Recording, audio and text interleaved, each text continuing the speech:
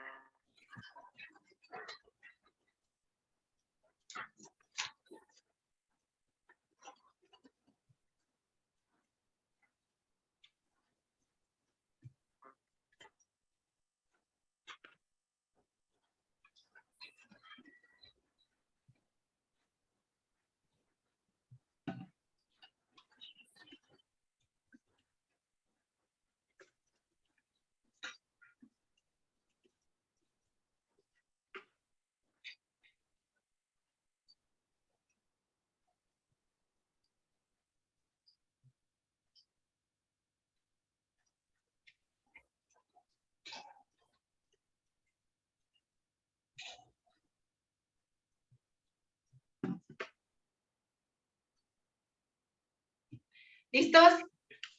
Sí. Vamos a la CEPAL. La CEPAL es de manera regional porque dice Comisión Económica para América Latina y el Caribe. Ahí únicamente nos compete a nosotros todo lo que es América Latina y la parte del Caribe.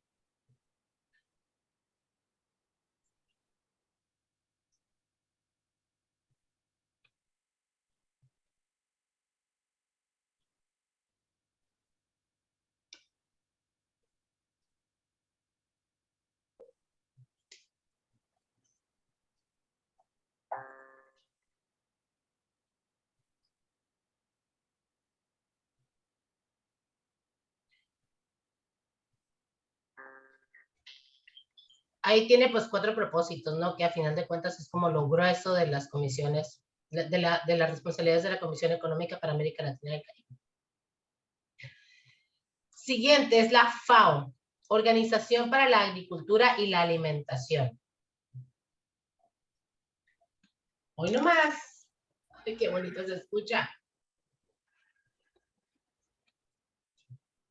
Ya se me metió otra vez el agua, pero qué bonito se escucha. Aunque no se vaya la luz, maestra.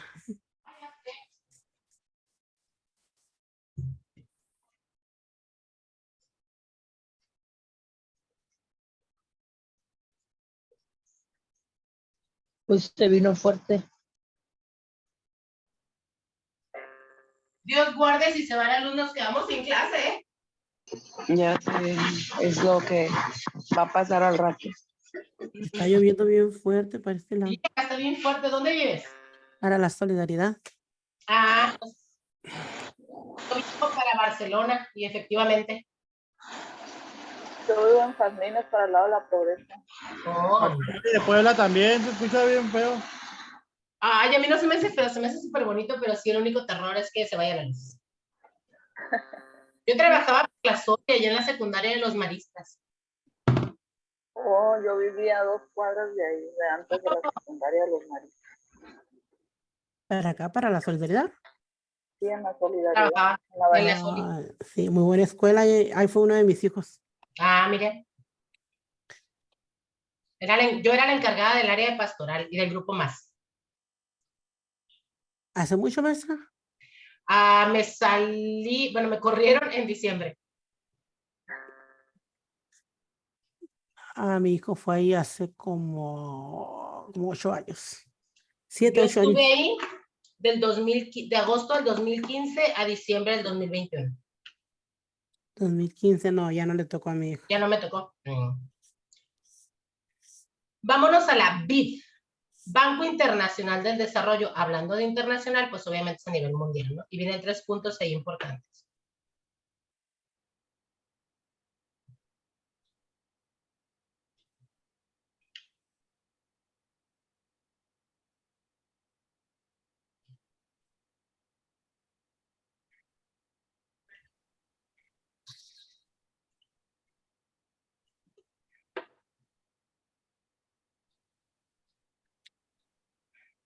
A la que le pudo haber tocado es a mi sobrina. Está en tercero ahorita. Si está en tercero ahorita, me tocó Primer año, probablemente ¿no? solo conocerla. Ándale, ya me entró el agua por aquí, por la pared. Jesus Christ. Ah, ya sé por dónde me entra el agua entonces. Yo juraba que se filtraba, pero no, entra por la refrigeración.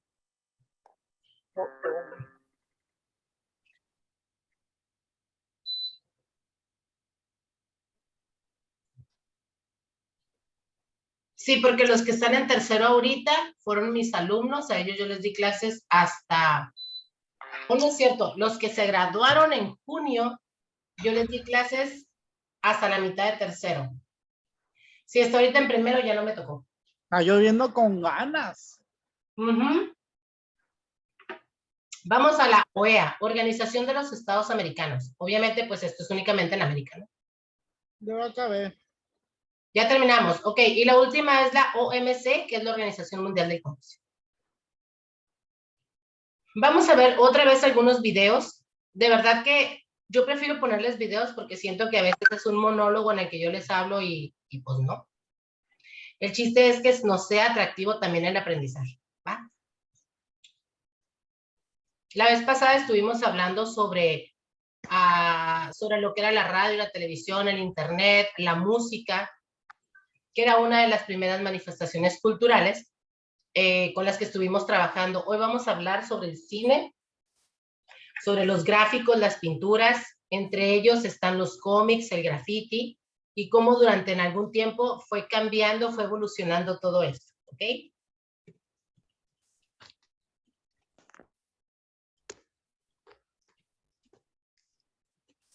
Y les voy a compartir aquí mi presentación para que la vayan viendo. Ándale, ya le hablaron por teléfono a alguien. Ténganme poquita paciencia porque esto está lento. Hoy nomás ya empezó a tronar. Ay, Dios mío. Parece como granizo. Hoy. ¡Ay, me encanta! Yo me tuve que venir para el cuarto porque en la sala no se escucha nada. Ahora Está sí fuerte te la vino lluvia, ¿ah? fuerte, ahora sí te vino fuerte acompañamiento. Muy bien. Vamos a ver el primer video. Si por algo se traba o algo me dicen, porque yo los veo acá y de repente los veo que corren muy bien. Otra de las manifestaciones culturales o movimientos culturales que ha habido a través de las transformaciones en este mundo contemporáneo ha sido el cine. Ahorita vamos a ver un poquito sobre la historia del cine, y les digo un poquito porque en realidad es algo súper extenso, pero pues no se alcanzaría la vida para verlo todo, ¿no? Ahorita se va a abrir aquí en el internet.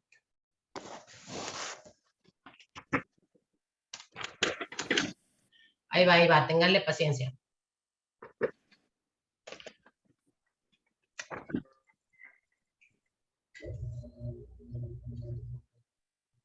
Ahí va.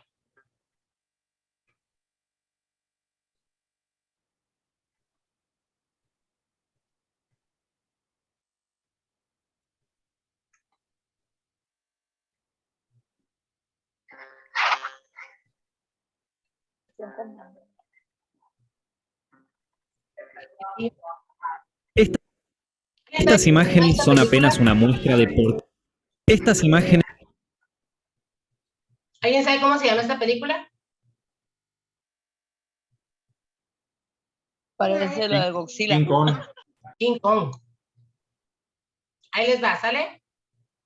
Estas imágenes son apenas una muestra de por qué amamos el cine. Aventura, suspenso, humor, lágrimas, amor, fantasía, terror. Todos los sentimientos y más brotan de la pantalla grande desde hace más de 100 años. Sí, el cine no es un lenguaje tan viejo, y a partir de este primer especial de Set Films empezaremos a narrar su historia. Conoceremos su origen, la aparición de los primeros grandes nombres, las corrientes más importantes hasta llegar al día de hoy. Y hoy vamos a empezar por el principio, cuando el cine ni siquiera tenía color y tampoco tenía sonido. Sí, damas y caballeros, hoy vamos a hablar del cine mudo.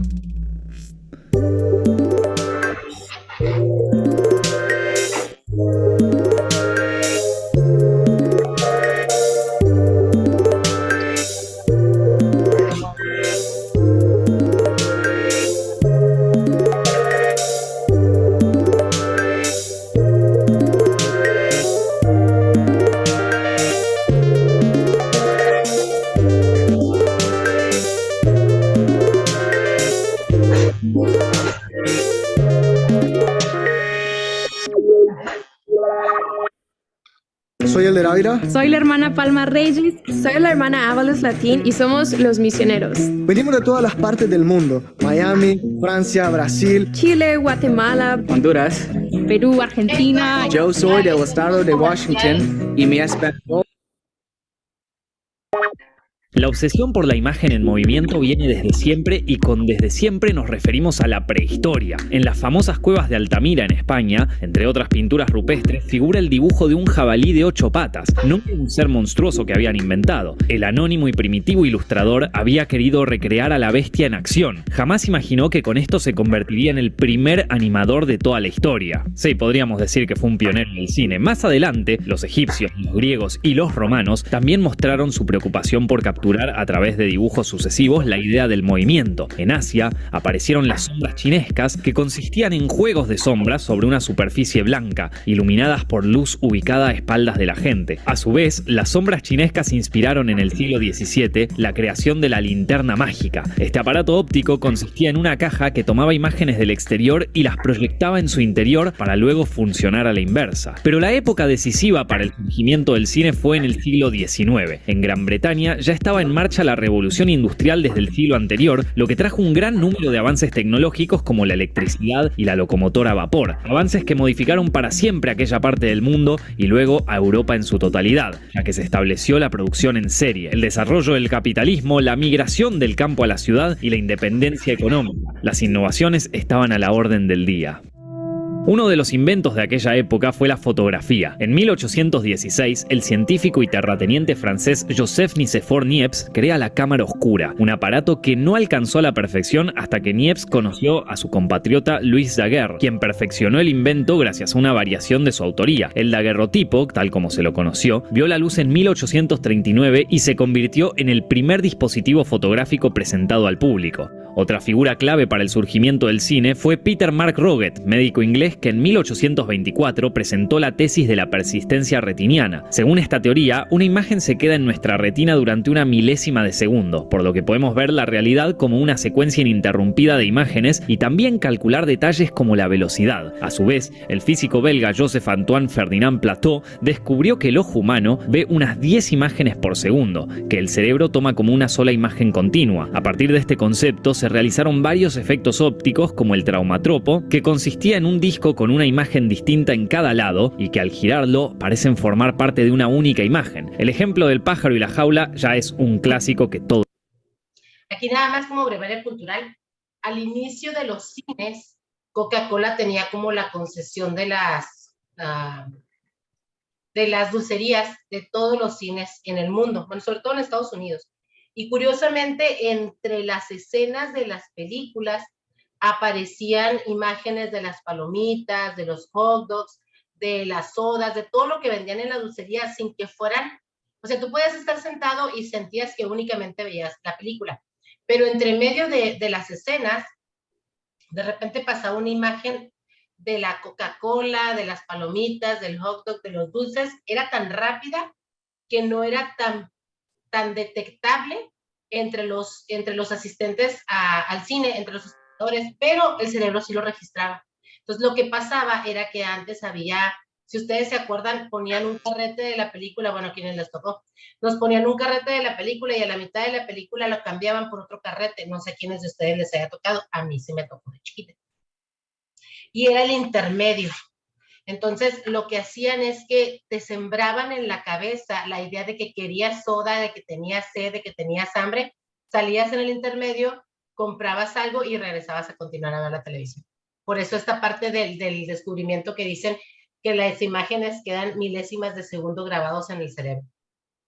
Todo el mundo conoce. Promediando el siglo XIX apareció uno de los primeros nombres fuertes en el nacimiento del cine, Thomas Alva Edison. Para 1891, Edison ya era un reputado inventor gracias al fonógrafo y la lámpara. Con su ayudante William S. Lorry Dixon, creó y patentó el kinetoscopio, un aparato que capturaba imágenes en movimiento y las plasmaba en una cinta Eastman perforada. Edison se había inspirado en el sopraxiscopio, creado en 1879 por Edward Muybridge, quien había recurrido a él para desarrollarlo y sumarle el el registro de sonido. Edison se apropió del concepto y junto a Dickson hizo su propio camino. No logró agregarle la grabación de sonido al kinetoscopio, pero marcó un precedente al crear en 1893 el primer estudio bautizado Black Maria. El 20 de mayo de 1891 se realizó la primera proyección en sus laboratorios y para una convención de la Federación Nacional de Clubs de Mujeres de los Estados Unidos. Pero las funciones de kinetoscopio resultaron limitadas y su alcance siempre fue en ámbitos privados y para un grupo selecto de personalidades. El perfeccionamiento del kinetoscopio y su masividad llegó desde Francia de la mano de los famosos hermanos Louis y Auguste Lumière.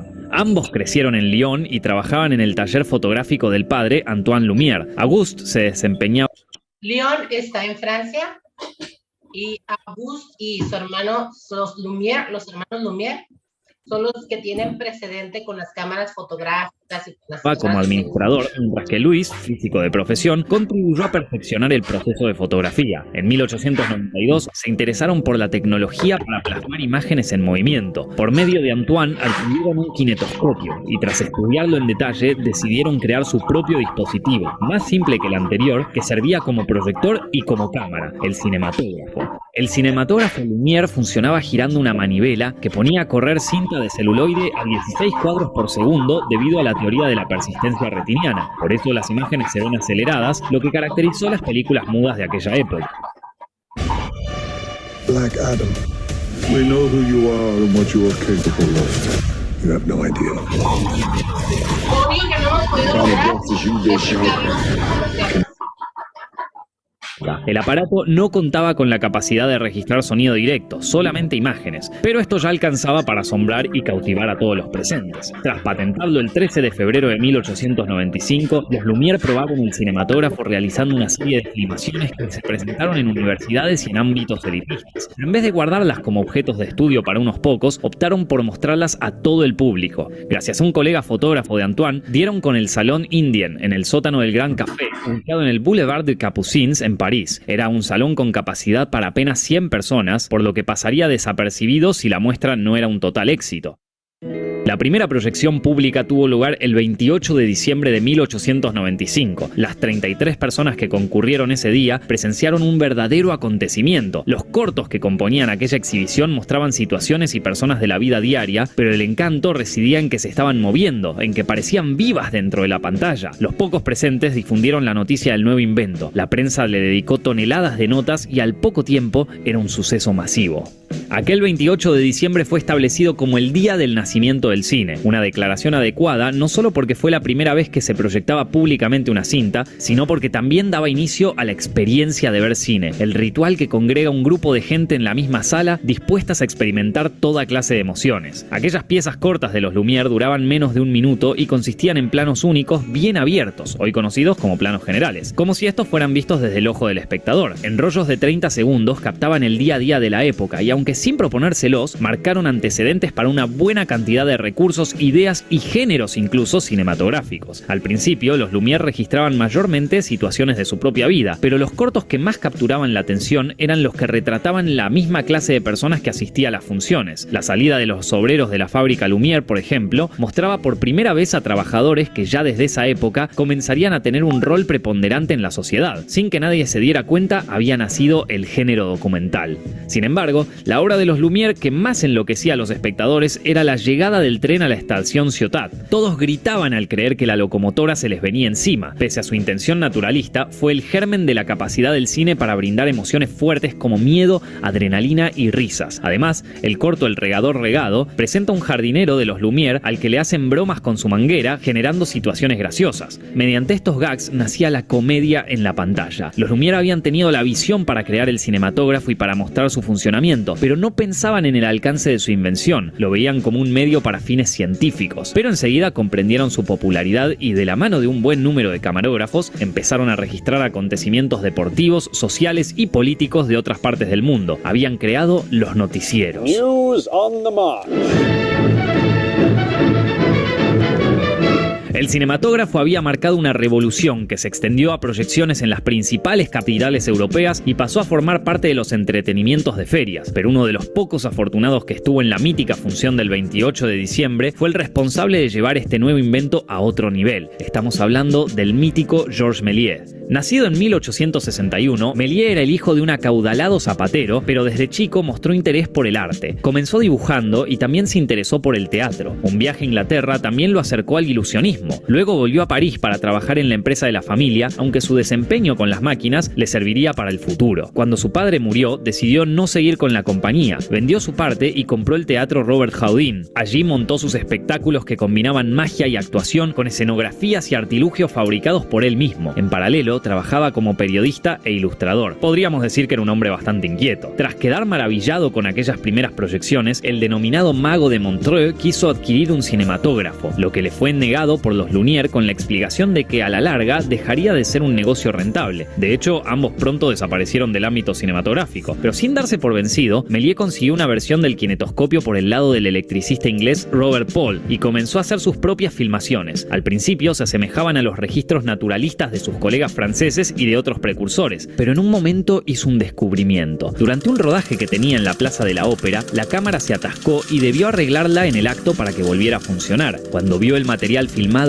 notó que una toma con hombres saltaba a otra con mujeres y que un autobús se transformaba de golpe en un vehículo fúnebre. De casualidad, Méliès había descubierto la que sería una herramienta fundamental del cine: los efectos especiales, el corte y, por qué no, el montaje. De esta manera, decidió experimentar por ese lado y usó sus hallazgos para crear mágicas obras de ficción. A lo largo de cortos cada vez más ambiciosos, Méliès innovaba con trucos de cámara que funcionaban como extensión de su oficio como mago. Para ser más exactos, Méliès inventó el fundido a negro, el fundido encadenado, la sobreimpresión y la ilusión de objetos que se mueven solos y personas que se transforman en otras o en seres de fantasía. También construyó decorados, supervisó vestuarios y se encargó de la continuidad narrativa, ya que le interesaba contar historias y no quedarse en trucos asombrosos. Los cortos de Méliès incluían criaturas mágicas, demonios, fantasmas, logrando hacer posible lo imposible, pero ninguno sobresale tanto como Viaje a la Luna de 1902. Inspirada en los libros de Julio Verne de La Tierra a la Luna y Los primeros hombres en la Luna, esta epopeya con humanos que hacen contacto con los selenitas, unos humanoides lunares, es la obra cumbre del director. Asimismo, sigue siendo la piedra fundacional del cine fantástico, sobre todo la ciencia ficción. Al igual que Edison, Méliès montó su propio estudio, todo vidriado para aprovechar la luz natural, y él mismo hacía de director, actor, productor, escenógrafo y hasta revelaba los negativos, pintaba algunos fotogramas y salía a vender sus invenciones.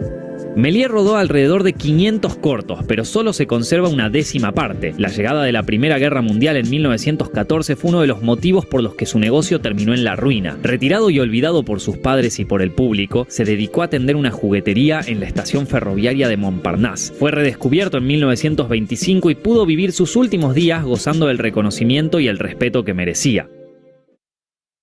Los hermanos Lumière, al igual que Méliès, no estaban solos en estos amaneceres del cine. También podemos nombrar a otras figuras que tuvieron su importancia y en más de un caso alcanzaron la categoría de marcas. Charles Pathé fue el primero en tratar de sincronizar seriamente imagen y sonido, mezclando fonógrafo y el cinematógrafo. Los resultados no fueron muy satisfactorios, pero significaron un gran paso. De todos modos, Pathé eligió seguir vinculado al cine desde la producción y la distribución, y terminó fundando una de las empresas más emblemáticas que lleva su apellido. Uno de los colaboradores artísticos de Pathé era Ferdinand Seca. A principio ejerció tareas delante y detrás de cámara. Tal como lo hizo Méliès, él también incursionó en la fantasía, incluso innovando al filmar con tamaños de planos más cerrados, pero en 1913 abandonó las cámaras y se dedicó al área comercial de Pathé. También en Francia, Léon Gaumont inició sus actividades como vendedor de proyectores, pero se volcó a la producción, donde se convirtió en un hombre fuerte a nivel mundial. Alice Guy, su secretaria personal, tiene el honor de haber sido la primera en haber filmado una película narrativa, El Hada de los Coles, en 1896. Desde Gran Bretaña, la escuela de Brighton, formada por un grupo de fotógrafos, hizo una serie de pruebas que serían revolucionarias. A la par de Méliès, descubrieron y desarrollaron el montaje, es decir, la acción de unir dos fragmentos de cinta para lograr la continuidad o darle otro sentido a la película. Y la escuela de Brighton también fue la primera en rodar una misma situación desde distintos ángulos. Entre los nuevos directores también apareció un ex colaborador de Edison, el estadounidense Edwin Porter. Su obra maestra, Asalto y robo de un tren, de 1900, 1903, tiene un valor crucial. Es la primera película de acción, el primer western y presenta dos novedades técnicas. Es la primera en utilizar el montaje paralelo para que los espectadores pudieran ver dos acciones ocurriendo al mismo tiempo y el primer plano medio para mostrar de la cintura para arriba a un personaje disparando a cámara. Hoy aprendimos que el séptimo arte tiene antecedentes en la época de las cavernas, que la obsesión por capturar la imagen en movimiento fue perfeccionada durante los siglos y que una serie de inventos como la fotografía dieron pie al cine. Edison dio el primer paso grande, los hermanos Lumière lo perfeccionaron y oficializaron y Méliès supo sacarle el jugo a todas sus posibilidades. Hoy la mayoría de aquellos films primigenios siguen siendo restaurados y pueden ser vistos gracias a las plataformas en internet. En 1995, conmemorado los primeros 100 años del cine, los hermanos Lumière fueron homenajeados en el especial Lumière y compañía, en el que grandes directores contemporáneos filmaron cortos de 52 segundos con un cinematógrafo y usando la luz natural. En 2010, Martin Scorsese estrenó Hugo, acerca de un niño que conoce a Georges Méliès y lo rescata de su anonimato. Un maravilloso homenaje de un maestro del cine a uno de los creadores del cine. Y con eso terminamos este primer video de una serie sobre la historia del cine. Espero que les haya gustado. Si les gustó, no se olviden de dejar su like ahí abajo.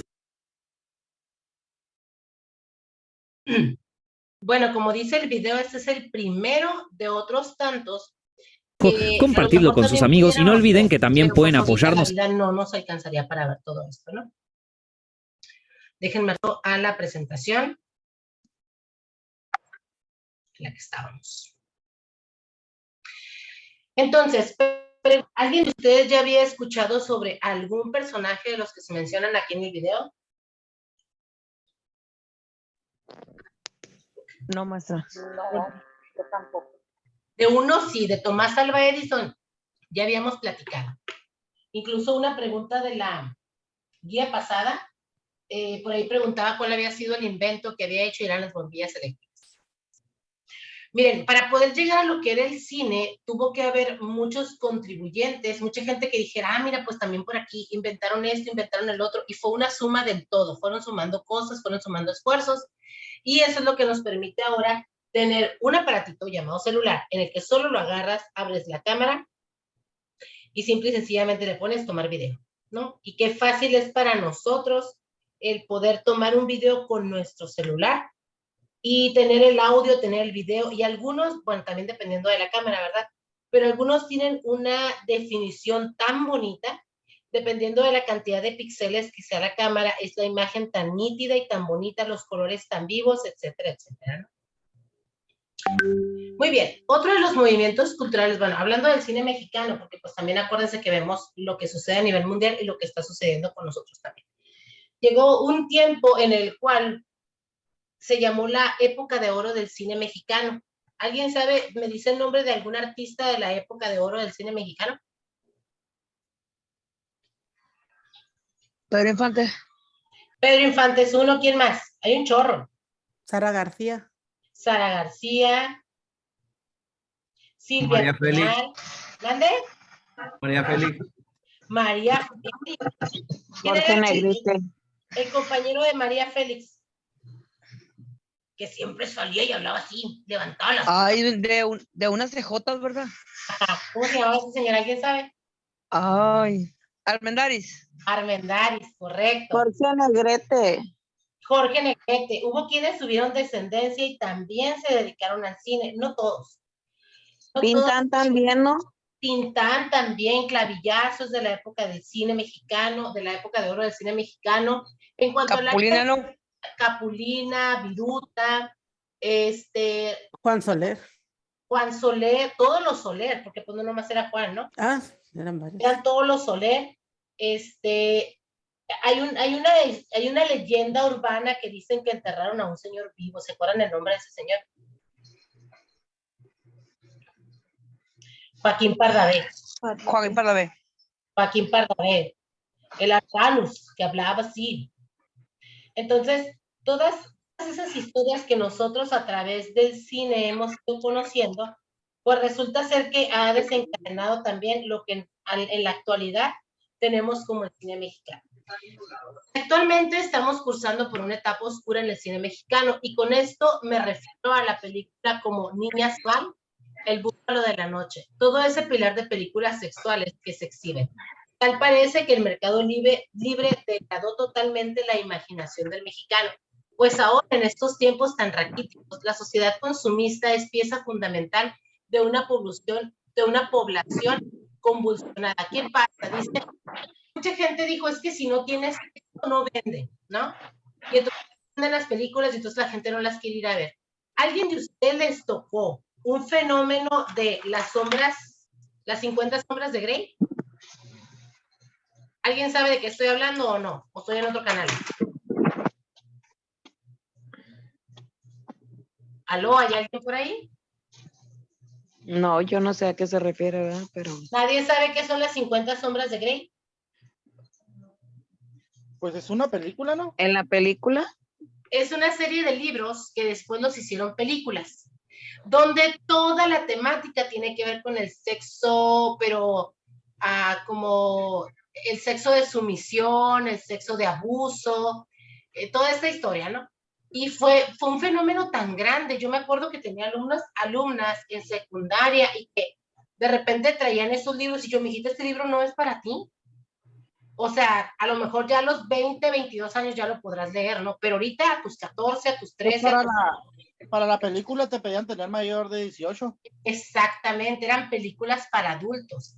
Y lo curioso, ¿saben qué fue? Que de repente a una muchacha le quitamos el libro y la mamá fue y nos reclamó que por qué le quitábamos un libro a la muchacha. Y yo le pregunté a la señora, ¿sabe usted de qué se trata este libro? No, me dijo, pero ella me dijo que era una lectura muy buena. Y ya cuando la empecé a leer algunas escenas, la señora con cara de ¿what? Dije, efectivamente, esto es lo que está leyendo su hija, ¿no? En el libro viene con más descripción las escenas eróticas que en la película. Obviamente, pues los libros son 3 tomos y son libros bastante extensos. Hay como más tiempo de explicar. El asunto es que de repente tú ves películas en la tele o ves películas en el cine. Al menos mi juicio es como que ni al caso esa escena de sexo, pero la metieron ahí. Porque tenía que haber una escena de sexo para que vendiera. Dice, pues ahora en estos tiempos tan raquíticos, la sociedad consumista es pieza fundamental de una población convulsionada. ¿Qué significa eso? Que nosotros estamos atentando a esa sensibilidad para que la gente pueda ir al cine. Ahora, por ejemplo, las superproducciones digitales hechas en Hollywood acaparan los anuncios en cada ciudad. Resulta que ahora la ciencia juega papeles importantes en el negocio y la industria mexicana. No puede competir con ellos. Pero a pesar de ello, estas películas cuentan con una válida interpretación y emocionantes tramas a tal grado de que son totalmente aceptables y dignas de apreciar. A pesar de tener modelos como el estadounidense o el inglés, con esto me refiero a las producciones de Harry Potter, parece que el cine de animación estará en segundo plano para América Latina, lo cual puede resultar triste, pues esto solo demuestra que el capitalismo está acaparando la atención de forma devastadora. Esto no quiere decir que estemos destinados por la vida, pues a pesar de que el dinero está de por medio, el cine es un arte que se puede explotar de distintos ángulos. Solo se necesitan mentes frescas y creativas que se atrevan a tomar las riendas, como lo puede hacer el director Guillermo del Toro. ¿Qué otro director está así como muy famoso mexicano? ¿Alguien me dice algún otro director famoso de la actualidad? Ni idea, la verdad. González Iñárritu es otro de los famosos directores mexicanos. Sí, por ahí en el texto que yo les di, ahí vienen varios. Que gracias a una atrevida imaginación se ha hecho un lugar importante entre los más importantes cineastas. Su punto de vista fantástico lo esculpe en filmes como El laberinto del fauno y las cintas de acción como en la saga de Hellboy. En la actualidad tenemos producciones, por ejemplo, los Derbez son muy dados a hacer películas así de, un arrancón, ¿no? Empezaron a salir muchas películas de los Derbez, empezaron a salir muchas películas de Omar Chaparro, no sé, como muchas películas de comedia mexicana que te duran un chisguete. Es como, sí, ajá, fui y la vi, ya se acabó. Bye. Y ya no le volvemos a hacer caso, ¿no? Otra de las manifestaciones culturales que tenemos en este mundo contemporáneo es la pintura y las artes gráficas. Aquí podemos nosotros ver, déjenme me regreso al documento. A ver, quítate. Este es el documento que yo les compartí, ¿sale? En la página 180, esa es la que nos vamos a mover ahorita.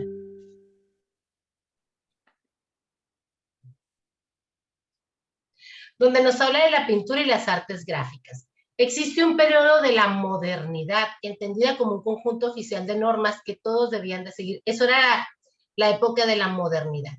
Durante los siglos XVIII, XIX y casi el XX, la visión del mundo se guió por el progreso y la realización de una finalidad que empujaba la historia universal común a todos los individuos. Desde esta perspectiva, la modernidad tenía un significado preciso: la transformación de las sociedades de la matriz cultural europea. Casi todo el ejemplo en toda la cuestión cultural siempre fue como quien apuntala es Europa.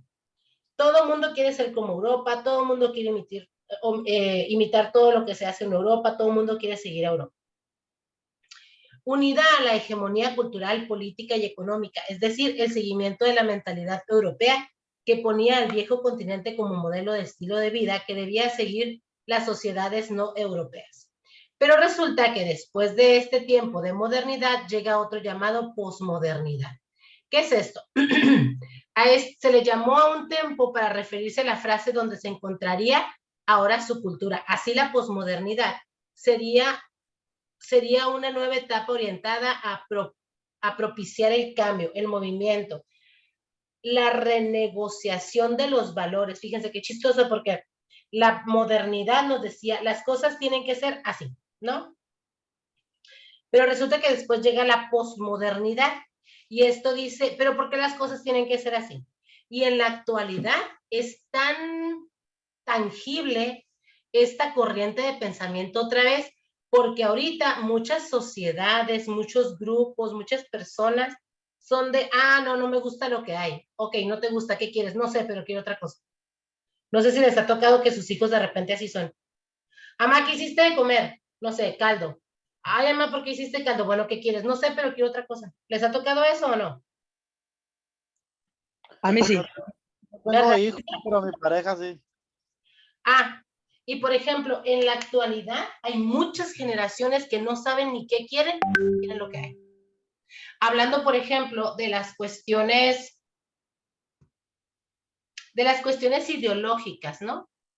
Hay mucha gente, por ejemplo, y un tema que siempre va a ser controversial es la iglesia. Hay mucha gente que dice, es que porque tienes que seguir a la iglesia. Ok, pues no sigamos a la iglesia. ¿A quién seguimos? No sé, pero a la iglesia no. Porque tienes que hacerle caso a tal o cual tipo de gobierno. Bueno, ¿cuál otro seguimos? No sé, pero este no. Y no sabemos ni qué es lo que queremos. Yo les ponía un ejercicio a mis muchachos de primera y secundaria y les preguntaba, ¿qué es la dignidad humana? Fue curioso porque entre 38 chiquillos, ninguno me supo decir ni siquiera la más remota idea de qué era la dignidad humana. ¿Qué pasa? En las nuevas generaciones, los muchachos no saben que como seres humanos tienen una dignidad, que les corresponde algo, y entonces empezamos a escuchar en las noticias que un fulanito en tal parte, sobre todo en Europa, en tal parte se sintió borrego y se quiere casar con un borrego. ¿Te ha tocado eso o no? Hace poquito, bueno, no hace tan poquito, salió una noticia que en el DF, no sé si ustedes saben que en el metro hay algunas líneas que el primero y el segundo vagón, o solo el primero, no recuerdo cuántos, pero hay cierta cantidad de vagones que son únicamente reservados para mujeres y niños. ¿Sí sabían eso? Sí. Ok. Pues resulta ser que un día un fulano se quiso meter al vagón de las mujeres y el guardia de seguridad le dijo, es que no puedes estar aquí porque tú eres hombre. No, le dijo, es que yo hoy me siento mujer. Y déjame entrar porque si no vas en contra de mis derechos humanos. ¿Qué creen que hizo el guardia? Lo dejó entrar. Lo dejó entrar. Lo dejó pasar. Entonces, ese tipo de ideologías que no están sustentadas es esto a lo que llamamos posmodernidad. Ese tipo de esto no, o sea, yo no quiero ser mujer, ahora soy una esfinge, ahora soy un artículo, es porque no sabemos cuál es la dignidad de ser personas. A ti como ser humano te corresponde una dignidad, te corresponde una postura, una misión en la vida, pero como no la conocemos, andamos buscando lo que sea. Y ni siquiera sabemos qué. Simplemente buscamos algo. A la inversa de la modernidad y como revancha, rechaza el dogmatismo, el seguimiento de las ideologías la autoridad y hasta la vida cotidiana, poniendo en duda, por ejemplo, el valor de la familia, de las leyes y de las tradiciones. Esto que les comento, ¿no? Como hay mucha gente, bueno, ahí sí se pasaron de lanza, pero bueno, me tocó ver un letrero en una manifestación. Ya ven que cada cierto tiempo o cada cierto tiempo, no sé si es cada año, hay como un día que es como un día de la libertad de género, una cosa así en México, ya hacen desfiles de homosexuales, transexuales, bisexuales y todo eso. El 28 de junio. Ah, mira, pues como por ahí. Entonces, no fue este año, creo que fue el año pasado, me tocó ver a un transvesti que decía, yo soy transvesti y estoy peleando por mis derechos menstruales. Ay, no mames. ¿Ustedes encuentran lógica en eso? O sea, una persona que es transvesti está bien, mi chavo, si no te sentiste cómodo con ser varón y tú quieres ser transvesti, te quieres vestir de mujer y quieres proyectarte como mujer, adelante. Pero ¿cómo vas a exigir derechos menstruales cuando tú no menstruas? O sea, a ese nivel de confusión estamos llevando. Ridículo. ¿Y qué es lo que pasa? Fíjense, justo también ayer lo hablábamos en la clase. ¿Qué es lo que pasa? Cuando una persona que se mete esta idea, que dice yo soy transvesti y quiero pelear por mis derechos menstruales y yo lo hago público, yo mismo me expongo a que la gente se burle de mí, ¿sí o no? Exactamente. ¿No? Entonces, Sí. cuando la gente se burla de mí, yo alego que la gente atenta contra mi integridad. Porque se están burlando de mí. Chihuahua, si tú no te sales a la calle a poner ese letrero que estuvo a nivel nacional, la gente no se va a burlar de ti. No lo provoques. Los muchachos, fíjense, en primera secundaria, ayer llegamos a esta conclusión. Decía uno de los muchachos, profe, dice, es que puede ser como un hombre que se quiera vestir de mujer. Ajá, mi amor. Si un hombre se quiere vestir de mujer porque así se siente cómodo, no tiene por qué obligar a que los otros también se sientan cómodos porque él se quiere vestir de mujer. Ahí están los derechos humanos de cada uno. Ahora, si tú como persona te vistes de mujer y sales a la calle y la gente se burla de ti y a ti no te importa porque tú eres la persona más feliz del mundo, qué padre. Pero la depresión entra en las generaciones por no ser aceptados. Pero entonces date cuenta cuál es tu dignidad de ser humano, de hombre o de mujer, y entonces respétala tú para que lo respeten los otros.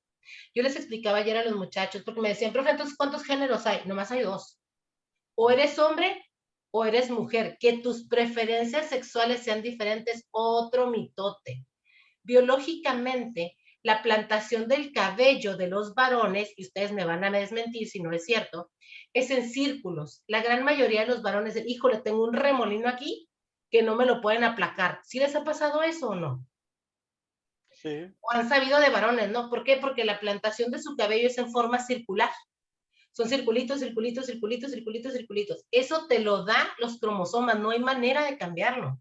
Así te puedes operar, te puedes inyectar hormonas, puedes quitarte el pene y hacerte una vagina. No importan los procesos biológicos, los procesos clínicos que te hagas por fuera, por dentro sigue siendo lo mismo, pues tu constitución y tu ADN sigue diciendo que eres varón. Si tú como mujer, en la plantación del cabello de mujer, no sé si han visto las cabezas de las muñecas, que son como filas nada más, como líneas de manera horizontal, así es la plantación del cabello de las mujeres, diferente a la de los hombres. Las mujeres nunca vamos a tener broncas con los remolinos, porque nuestra plantación del cabello es diferente. Entonces, y también como mujeres se pueden quitar la vagina, tratar de ponerse un pene, quitarse los senos, hacer ejercicio y transformar su cuerpo físicamente como si pareciera el de hombre, pero en realidad tu ADN y tu información de cromosomas es que eres mujer, no hay más. Tus preferencias sexuales puedes decidirlas tú, puedes transformarlas tú y estás en toda tu libertad, pero solo hay 2 géneros. Y muchas es como cuando vienen vestidos de mujeres, pero nomás hablen, usan la voz y ya, se acabó el encanto. Ajá. O les ves el caminado, ¿no? O sea, definitivamente una mujer y un hombre con tacones, para que el hombre pueda caminar tan sensual como camina una mujer con tacones, tiene que transformarse mucho. Tiene que hacer un sobreesfuerzo, pues, no es natural. La espalda. Ajá, la forma de la espalda. Así podemos ser las mujeres más caballonas que sea, siempre vamos a tener complexión de viejas. Y los hombres de hombres. Pero muchas veces tratar de aferrarnos a este tipo de cosas es lo que provoca el hazme reír en la sociedad. Y entonces, ¿qué provoca en mí? Una depresión. Y luego digo que nadie me quiere, que toda la gente va en contra de mí, etcétera, etcétera, etcétera. Y que están en contra de los derechos de los homosexuales, que también tienen derechos. No, no, no, nadie dice eso. Claro que tienes todos los derechos del mundo, pero no me obligues a mí a pensar igual que tú. Hablando de las pinturas, en esta época del posmodernismo, tenemos este tipo de pintura. Este cuadro que está aquí a la izquierda dice Claude Monet. Esta pintura es un Monet. Nosotros hemos escuchado el Monet, el Picasso, el Van Gogh, porque son los apellidos de los artistas, ¿no? Y esto fue pintado en 1873. El nombre se llama Impression Lois Levant. El glosario dice, el expresionismo es la tendencia especialmente pictórica surgida en Alemania a principios del siglo XX, que como reacción ante el impresionismo propugna la expresión de los sentimientos del artista frente a la representación de la realidad. El puntillismo es un método pictórico que consiste en la aplicación de pequeños puntos o pinceladas yuxtapuestas quiere decir una pegadita a la otra, de color puro. Al contemplar los cuadros desde cierta distancia, estas pequeñas manchas se funden en un solo campo de color y reproducen brillantes los efectos lumínicos. No sé si ustedes han visto de repente ahí en Facebook, te sale como la promoción de unos dibujos que te venden, que son como láminas grandotas, y luego te venden como puntitos que tienes que ir poniendo y pegando. No sé si los han visto. Y te va marcando el número 1, el 2, el 3, y de acuerdo al color, al número que te marca es el color que tienes que ir poniendo en la tarjetita. Y ya una vez que los ves de manera grandota, pues ya son pinturas muy bonitas. Esa es la técnica del puntillismo. El cubismo dice que es la tendencia a las artes plásticas propias del primer tercio del siglo XX, caracterizada por la combinación de formas naturales y geométricas y la representación de los objetos simultáneamente de frente y de perfil. Esto se parece mucho, hay también algunas figuras en las que dependiendo del ángulo de donde lo ves, se pinta como una imagen. Y si cambias el ángulo es otra cosa. El abstraccionismo, arte que no imita ni representa directamente la realidad exterior, tanto si el artista no se inspira en la realidad. ¿Mande? ¿Alguien me habló? Escucho. ¿No? Ok. Arte que no imita ni representa directamente la realidad exterior, tanto si el artista no se inspira en la realidad como si el tema no puede descifrarse. Se basa en la idea de que el color y la forma tienen su propio valor artístico. Este fue muy famoso a principios del siglo XX. El dadaísmo, movimiento artístico y literario surgido en Europa y en Estados Unidos en 1916, a principios del siglo XX.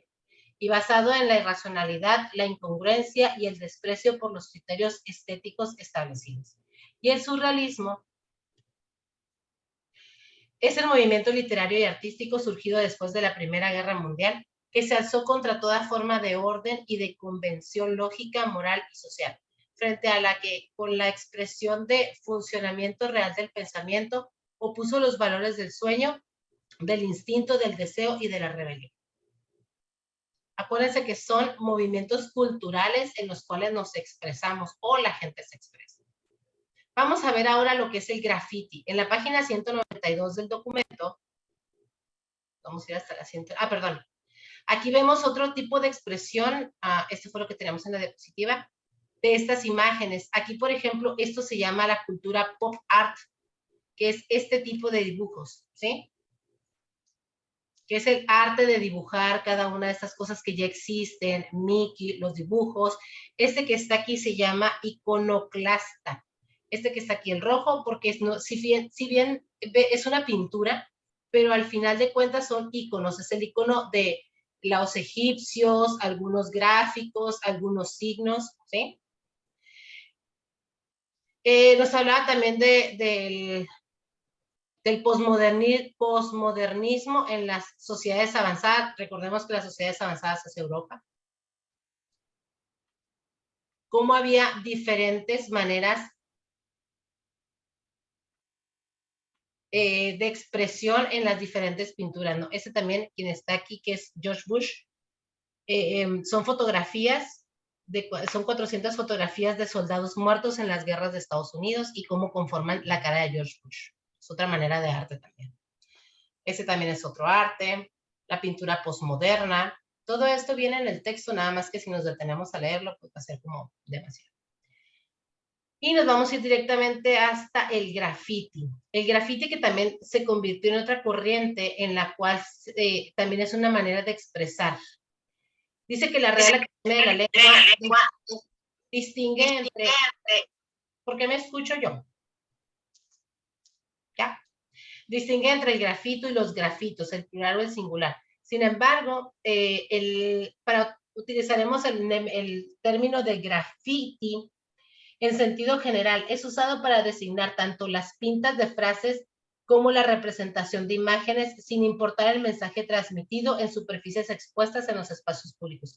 ¿Cuál es la característica del graffiti? Esto, que están plasmados, no importa lo que quieran decir, están plasmados en superficies expuestas en los espacios públicos, por eso se llama graffiti. Si yo agarrara un lienzo y lo pintara en mi casa, no sería graffiti. Es graffiti cuando se pone en las zonas públicas, ¿no? En un sentido particular, el graffiti es considerado como uno de los 4 pilares de la cultura hip hop, como mencionamos en la primera sección de este capítulo. Para nuestro estudio de la imagen en las artes gráficas, nos concentraremos solo en el último significado, pues los promotores de la cultura hip hop han desarrollado técnicas pictóricas específicas y un lenguaje profundamente codificado. ¿Qué es esto? Quizá no todas las personas entendemos el graffiti.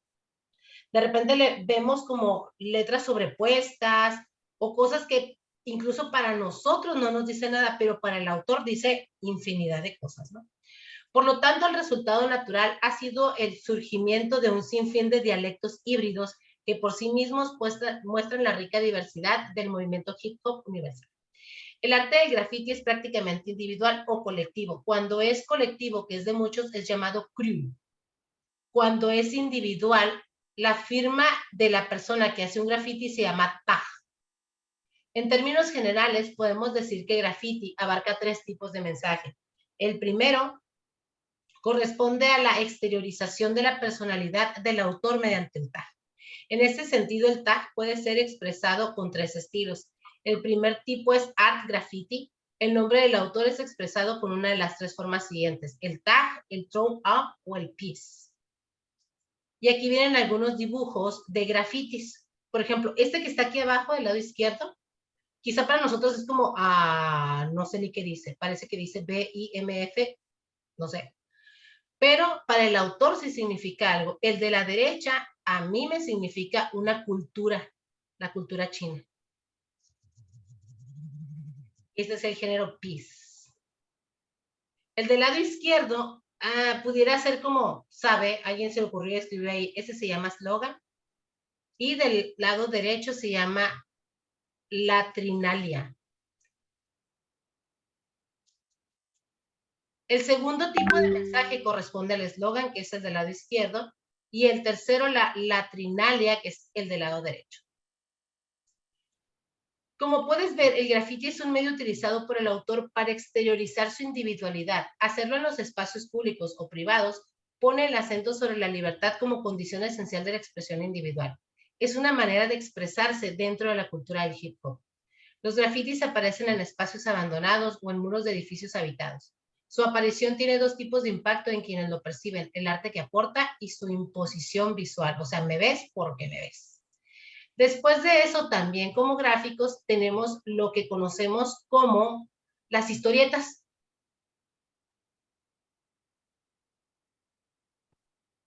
Después del graffiti, otro de los movimientos culturales fueron las historietas.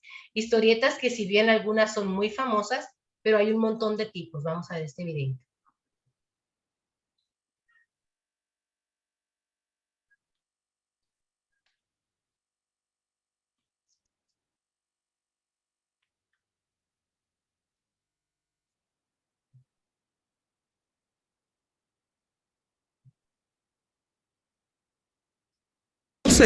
Mujeres jóvenes y adultas.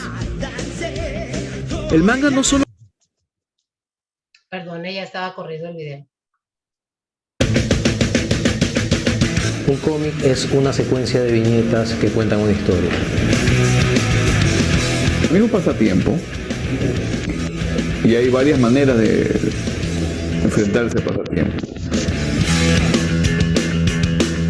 La combinación de diálogos y gráficos en un cuadro o viñeta marcado por una secuencialidad, porque no es solamente un cuadro, es un conjunto de cuadros que te permiten narrar una historia de principio a fin.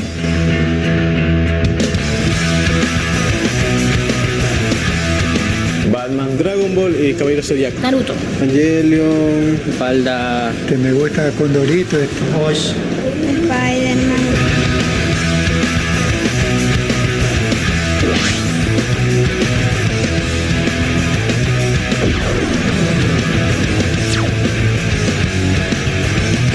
El cómic, la vida en un papel.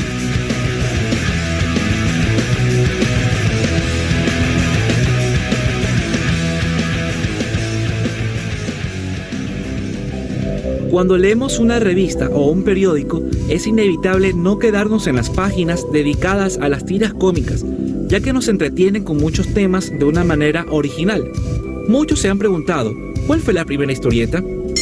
No todos conocen esta respuesta, ya que es un tema de debate aún entre los más intelectuales en estos días.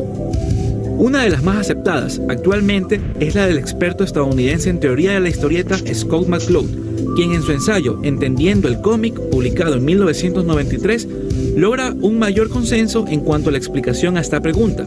Son ilustraciones unidas entre sí, con otras imágenes, a manera de secuencia, con el propósito de transmitir información y obtener así una respuesta estética del lector.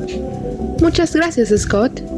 Dicho esto, el cómic, como tal, no pudo haber tenido un comienzo de la noche a la mañana, y de hecho, sus inicios se remontan a los principios de nuestra civilización. La historieta en la antigüedad. Aunque no todos lo crean, los jeroglíficos egipcios, que existieron hace 4000 años antes de Cristo, son las primeras historietas de todos los tiempos, ya que contaban una historia a través de gráficos que tenían una combinación narrativa con la anterior, muchas de ellas explicando la historia de los faraones o de sus dioses. Casi simultáneamente podemos afirmar que los códices mayas también lo son, e incluso tuvieron una forma más efectiva de transmitir sus historias. Y en el caso de los jeroglíficos mayas, los códigos, los códices, son como una revista, ¿no? O sea, es un papel que está recortado y doblado como hojas. O sea, puesto de largo es así, pero doblado es como un acordeón. Y en los primeros siglos de nuestra era también tenemos las murallas aurelianas, que a través de gráficos daban información para fines bélicos. Pero son los siglos XV y XVI en Europa donde surgen las primeras caricaturas, que son unos dibujos en las que se muestra a una persona de una manera exagerada, y las aleluyas, que son gráficos utilizados especialmente para el aprendizaje de los niños. En este esquema de trabajo se veían limitados por un recuadro y tenían la característica de contar con una breve descripción de lo que pasaba, en un pequeño párrafo ubicado en su parte inferior, los cuales colocados uno al lado de otro mantenían una narrativa. Gracias a la introducción de la imprenta y la litografía, las aleluyas tuvieron una difusión muy acertada para comunicar con gráficos una información en los siglos XVIII y hasta finales del siglo XIX. Una vez establecidos cuáles son los antecedentes de la historieta y cómo fueron los primeros cómics, nos iremos al lugar donde nació el cómic como tal. Yellow Kid. En 1895, en el diario New York World, que pertenecía a Joseph Pulitzer en Estados Unidos, aparece lo que muchos denominan el primer cómic actual. Yellow Kid, dibujado por Richard F. Outcault, era una sola ilustración ubicada por debajo de los editoriales, donde su protagonista, un niño asiático, calvo y vestido con una camiseta de dormir de color amarillo, se burlaba de una manera satírica sobre la situación de los pobres en Estados Unidos. En principio, no salía con el nombre de Yellow Kid, sino que estaba con un título que refería a la situación que se estaba dando. Ya con el tiempo, la gente de manera vulgar lo comenzó a denominar como tal. Se dice que este es el primer cómic de nuestros tiempos porque, a diferencia de sus antecedentes como lo son los jeroglíficos o aleluyas, se comenzó a utilizar el globo de diálogo y también el uso de un mismo personaje en una situación distinta cada día. Y aunque inicialmente estaba conformado por un solo recuadro, después fue cambiado para formar una historia en varias viñetas. En el año 1897, el New York Journal, propiedad de William Randolph Hearst, ferviente competidor del New York World, lanza The Kansas Hammer Kids, tira creada por Rudolph Dirks que trataba la historia de unos hermanos gemelos que hacían sus peripecias para enojar a su mamá. Esto motivó que el New York World, a través de Yellow Kid, hiciera cada vez más duras sus críticas hacia las situaciones que dominaban el interés público, con el propósito de llamar la atención de la gente, haciendo que a este diario se lo llame amarillista, en referencia al personaje de la historieta que ellos publicaban y a la vez su manera escandalosa de comunicar. Dejando de lado esta disputa, en este periodo comprendido desde 1895 hasta 1938, comenzaron a salir una serie de historietas entre las que se destacan Benitín y Eneas, Tarzán, La Pequeña Lulú, Archie, entre otros. Unas que empezaron primero como dibujos animados que luego fueron plasmados en el papel fueron Mickey Mouse, Pato Donald, Betty Boop, Félix el Gato. Todas estas historietas tuvieron algo en común. La mayoría fueron de comedia, que trataban las aventuras de varios personajes y por sobre todo salían en un periódico. Esto de aquí repercutiría en una de las mayores evoluciones de lo que hoy se conoce como el noveno arte. Superman Vista. En 1938, en las estanterías aparece la primera revista de historietas acerca de un personaje. Superman es una historieta creada en 1932 por Jerry Siegel y Joe Shuster, que narra la historia del único sobreviviente de un planeta ficticio que llega a la Tierra por casualidad, un personaje con superpoderes para protegernos del mal y que para mantener su identidad utiliza un disfraz. Dado estos hechos, Superman no solo revolucionaría la manera de ver una historieta, sino también la creación de una amplia gama de superhéroes. Así surgieron Batman, el Fantasma, Flash, la Mujer Maravilla, Linterna Verde, entre otros, dando lugar al boom de los cómics de esta época. La creación de todos estos personajes reflejó lo que posteriormente se denominaría el cómic norteamericano, dominado casi en su totalidad por superhéroes. Pero el cómic norteamericano no fue la única tendencia. También existían la escuela franco-belga, la española, la italiana y la japonesa. La escuela franco-belga. Se diferenciaban porque sus dibujos eran muy sofisticados, ya que utilizaban un recurso que se llamaba línea de clave, que eran unos trazos muy realistas y también trataban otros temas. En el caso de los franceses, tienen caracteres muy propios, es un humor muy gráfico, Mortadelo y Filemón, todo ese tipo de cosas, ¿no? El principal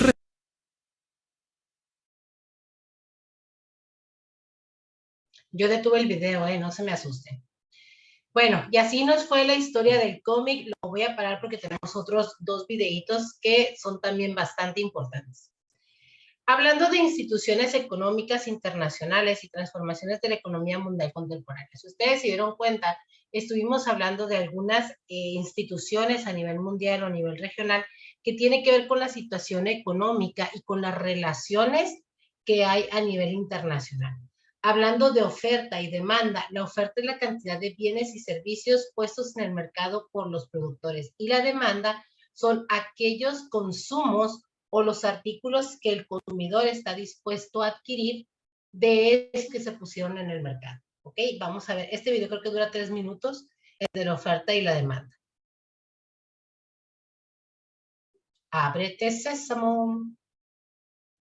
Obtén tu tarjeta Mercado Pago y siente la lana en tus manos. Mercado Pago es ahora.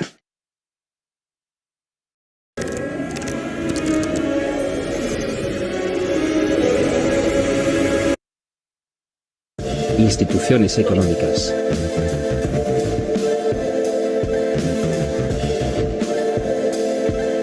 Las instituciones económicas pueden afectar el desarrollo económico, los niveles de pobreza y la prosperidad en general de la sociedad.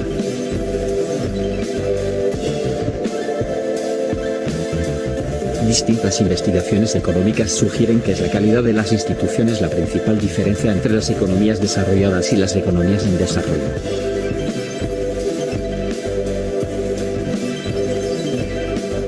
¿Qué son las instituciones económicas? Las definiciones de instituciones económicas varían, pero la mayoría concuerda en que la idea de instituciones económicas compromete normas, regulaciones y leyes usadas para establecer las reglas del juego y el orden de la sociedad.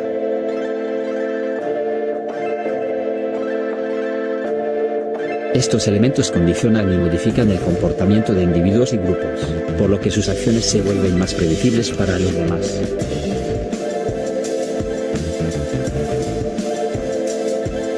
A través de las instituciones económicas las personas logran minimizar los costos y maximizar sus utilidades en las diversas actividades económicas. Esto se logra a través de dos formas: reglas formales, que incluyen reglas y contratos, y medios informales como normas sociales y convenciones.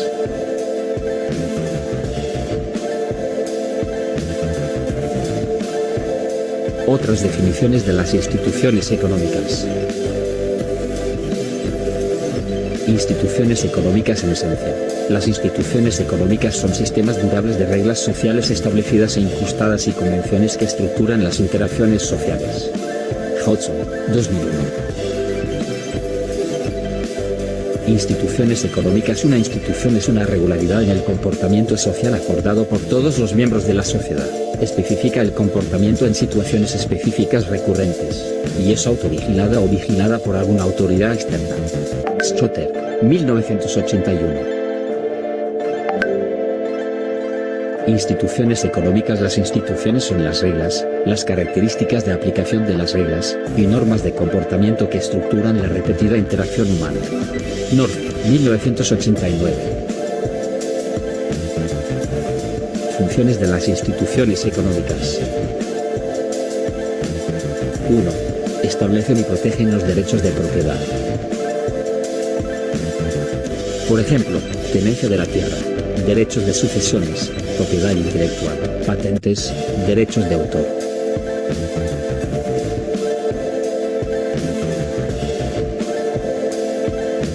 2. Facilitan las transacciones, tales como pesos, medidas, estándares, derecho contractual, información pública sobre los mercados, provisión y organización físicas de los mercados, subastas, mercados accionarios, convenciones bancarias.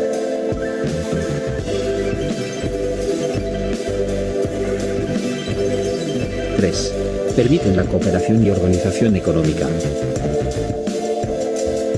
Algunos ejemplos son: leyes sobre responsabilidad legal y bancarrota, regulaciones a las cooperativas, organizaciones benéficas, convenciones de contabilidad, regulaciones laborales.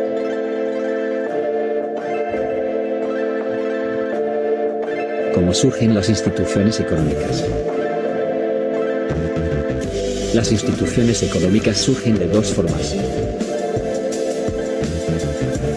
1. De manera informal a través de repetidas interacciones entre individuos u organizaciones que establecen normas de comportamiento.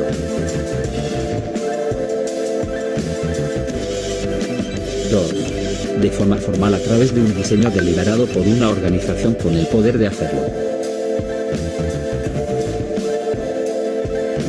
En este último caso puede ser el gobierno, un privado o la sociedad civil quien establece la institución.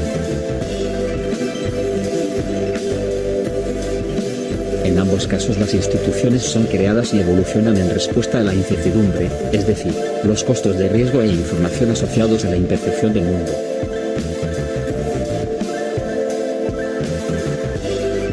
La moneda como institución económica.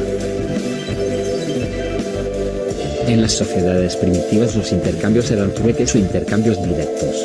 Las personas intercambiaban dos bienes directamente útiles, tales como vacas por ovejas o maíz por arroz.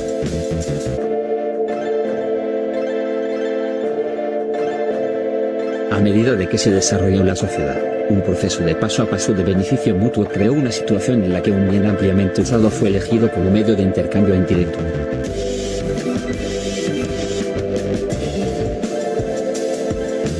A través de repetidas interacciones se creó la moneda como institución del capitalismo, pues las personas notaron cómo esta forma facilitaba las transacciones y la organización y cooperación económica.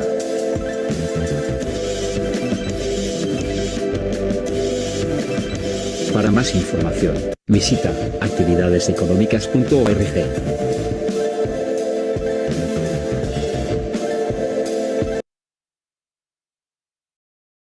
Muy bien.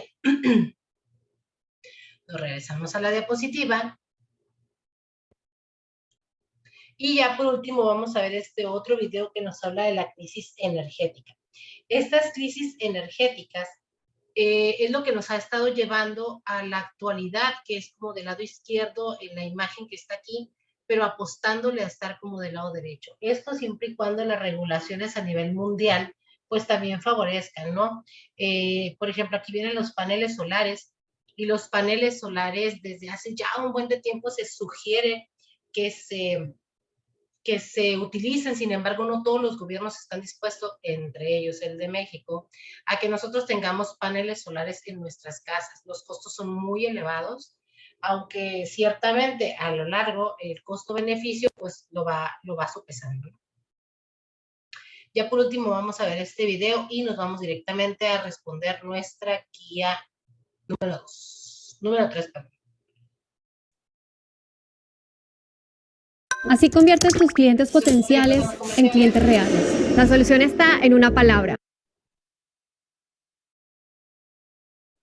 Saludos a toda la comunidad de Trabajar desde Casa, bienvenidos a un vídeo más. La crisis energética está comenzando a sentirse en todo el mundo. El precio de la luz no para de subir, el precio del petróleo se dirige a niveles alarmantes y países como China o Líbano están sufriendo apagones eléctricos por falta de suministros. Una situación que sin duda se extenderá a otros países. Los gobiernos de todo el mundo están tratando de limitar el impacto de la subida de la energía en los consumidores, pero reconocen que es posible que no puedan evitar que las facturas se disparen. Nos dirigimos hacia una situación insostenible que va a afectar a todo tipo de sectores y de países, con un efecto común para todos nosotros: inflación y por consiguiente pérdida de poder adquisitivo. En otras palabras, el dinero cada día vale menos. En el vídeo de hoy vamos a ver 4 puntos, 4 claves para comprender una de las crisis más graves de las últimas décadas. Y si quieres ver el vídeo, tan solo te pido like, que te suscribas al canal si todavía no lo has hecho y que compartas este vídeo en tus redes sociales, sobre todo con un amigo que tenga tantas ganas de alcanzar la libertad financiera como tú. ¿Estás preparado? ¡Vamos a por ello! Escucha atentamente 4 claves, 4 consecuencias de la crisis energética que estamos viviendo. Comenzamos. El primer punto, y posiblemente uno de los más importantes, es la pobreza energética que pueden llegar a sufrir muchas personas y empresas a lo largo de todo el mundo. Por un lado, habrá personas que debido a las fuertes subidas de la electricidad y del gas no puedan pagar las facturas, como también habrá empresas que tengan que cerrar, que se vean obligadas a cesar su actividad debido al coste energético. Y cabe destacar, te adelanto que esto es una realidad, esto ya está pasando. Hay empresas que han cerrado debido a la factura de la luz o a la factura del gas. Se estima que las facturas de suministros básicos pueden llegar a encarecerse hasta en un 40%, y esta cifra podría empeorar si sigue avanzando la crisis. Esto hay que tenerlo presente. Y por otro lado, se puede dar la situación que sea el propio gobierno el que realice cortes de suministros energéticos estratégicos, bien por bajos niveles en los inventarios o por otro tipo de razones estratégicas estatales. Y te adelanto que esta situación está sucediendo actualmente en China. Desde hace varias semanas, el país asiático está sumido en una oleada de apagones sin precedentes. Debido a las fuertes subidas del carbón y los impuestos medioambientales, hasta 21 provincias de 31 en China están sufriendo racionamiento de electricidad, y esto afecta tanto a particulares como empresas. Y la pregunta aquí es clave: ¿esta situación puede llegar a suceder en tu país? ¿El racionamiento energético de China lo pueden implementar otros países? La respuesta es rotundamente sí. Todos los países del mundo se están preparando para esta situación. Y un ejemplo es este extraño vídeo del gobierno alemán donde te preparan para vivir sin calefacción en invierno, para vivir un apagón largo y duradero. En este vídeo se puede ver a una mujer que está sola en casa durante un apagón de luz y se pone en acción cubriendo las ventanas con mantas térmicas y fabricando una especie de calefactor casero improvisado con velas y una maceta. Como también el vídeo hace un llamamiento a la población para que cuidemos los unos de los otros. Y repito, te lo recuerdo, este es un vídeo oficial del gobierno alemán. Alemania, la locomotora de Europa. Este vídeo demuestra que en cierto modo los gobiernos saben que se avecina algo grave, puede que suceda y puede que no, nada es seguro al 100%, y en cierto modo quieren avisar a la población, pero tampoco quieren que cunda el pánico y que no se produzcan compras impulsadas por el pánico, acordaos del papel higiénico, saqueos o revueltas. Cabe destacar, recuerda las primeras informaciones sobre el virus, sobre la emergencia sanitaria que vivimos actualmente. En China estaban construyendo hospitales a toda velocidad y en Occidente no daban importancia a esta información. Parecía que los gobiernos se lo tomaban a broma. Veíamos la situación del virus de forma lejana. Por supuesto, lo que sucedió después es de sobra conocidos por todos. El virus se extendió por todo el mundo. Pues bien, actualmente en China están racionando la electricidad. ¿Llegará esta situación a otros países? Dímelo tú. Deja tu respuesta en los comentarios. El siguiente punto, también muy importante, se trata de una crisis alimentaria a nivel. Así conviertes tus clientes potenciales en clientes reales. La solución está en una palabra: Amos CRM, una plataforma que ayuda a empresas como la mía a impulsar y aumentar sus ventas. Inicia captando clientes potenciales de manera automática de llamadas, correos, comentarios en Facebook, de Instagram e incluso WhatsApp. Y esto nos ofrece una completa nivel global. El precio de los alimentos en su conjunto está en el nivel más alto de los últimos 10 años. El precio de los alimentos ha sufrido un repunte muy fuerte estos últimos meses. Y este dato lo podemos comprobar en el índice elaborado por la Organización de Naciones Unidas para la Alimentación, la FAO. Actualmente el precio de los alimentos se sitúa en 130 puntos, estamos en niveles de 2010, cerca de máximos históricos, y la FAO advierte: la cosecha de cereales de 2021 será insuficiente para cubrir la demanda del mercado. Y es que debes entender que la energía influye en el precio de los alimentos de forma directa o indirecta. Un claro ejemplo son los fertilizantes, un elemento clave en la producción de alimentos. Los cultivos necesitan nutrientes. Pues bien, debido a la escalada del precio del gas natural, empresas de fertilizantes de todo el mundo se han visto obligadas a parar la producción de sus fábricas. Incluso algunas han tenido que echar el cierre, han quebrado directamente. Y como te puedes imaginar, esta situación hará subir el precio de los fertilizantes. Bueno, miren, y como ya nos dimos una idea bastante amplia de cuál es el peligro de la crisis energética, si ustedes gustan terminar de ver este video, se llama así: Peligro crisis energética a nivel mundial. Vamos a irnos ahora sí a responder nuestra guía. En realidad no es tan tardado la respuesta de la guía, puesto que creo que solo son 36 preguntas, si mal no recuerdo. Y vamos a ir rápido con ellas, ¿sale? ¿Todos listos con su guía? Díganme sí o no. Sí, maestra. Muy bien, miren, por ejemplo, la pregunta número 1 es una pregunta que, si mal no recuerdo, es la tercera vez que la vamos a responder. ¿Cuál fue el detonante que causó la crisis de Estados Unidos en el 2008? ¿Quién se acuerda? Las hipotecas subprime, ¿no? Hipotecas subprime o subprime. La número 2 dice: ¿el virus de las hipotecas subprime se originó dónde? Pues todas las respuestas tienen ¿a quién? Estados Unidos. Estados Unidos. Estados Unidos. Dice en el 2008, conocido como el efecto que consiguió enfermar el sistema financiero mundial y provocar una crisis económica internacional de consecuencias catastróficas. Fue la campiriña.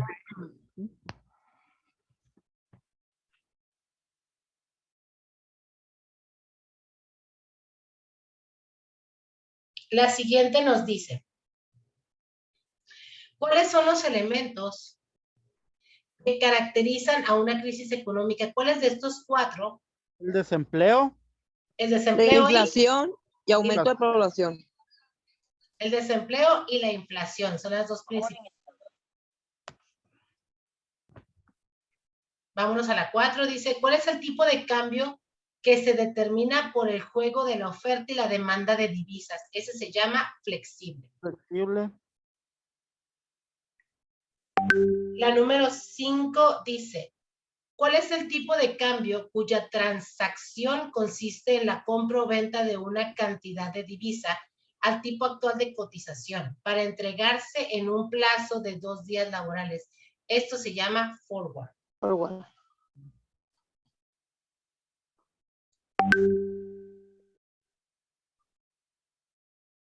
Luego la número 6 dice, ¿cuál es el tipo de cambio en el que el pago y la entrega de la divisa se producen con fecha posterior a la que se fija el precio? Esto también se llama forward.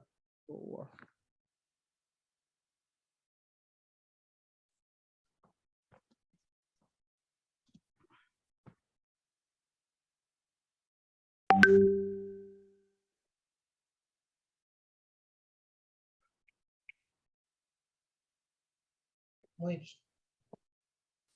Luego la número 7 nos dice, el tipo de cambio de una moneda varía según cómo se cotice en el mercado de divisas. Por ejemplo, mientras más se demande el euro y esta moneda escasee, ¿qué va a pasar con su precio? Ajá. ¿Qué es lo que va a pasar? ¿Va a bajar, va a subir, se mantiene igual o se duplica? Se mantiene, ¿no? Se mantiene. Sube. No. A subir.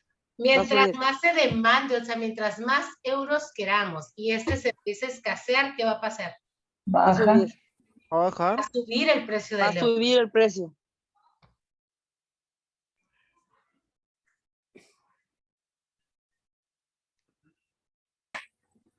Vamos a la 8. Dice, determina en cada caso de la columna derecha el tipo de régimen que se está representando.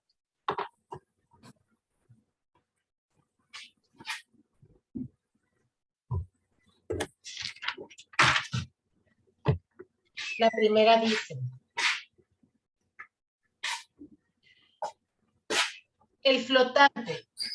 El Banco Central de México ha decidido no invertir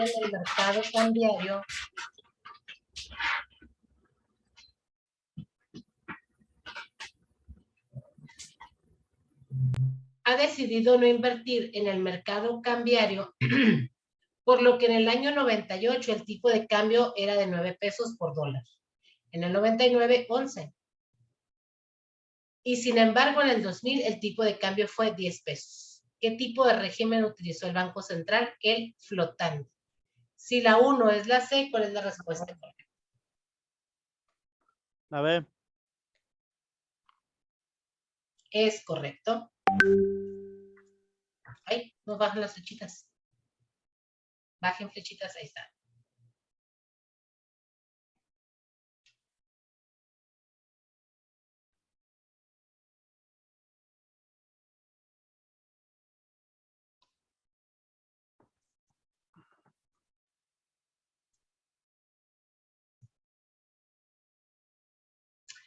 Es el régimen de tipo de cambio en el que el Banco Central interviene de forma moderada, comprando o vendiendo reservas internacionales para defender la moneda contra apreciaciones o depreciaciones indeseables. Esta se llama flotación manejada, porque el mismo banco las va como neutralizando.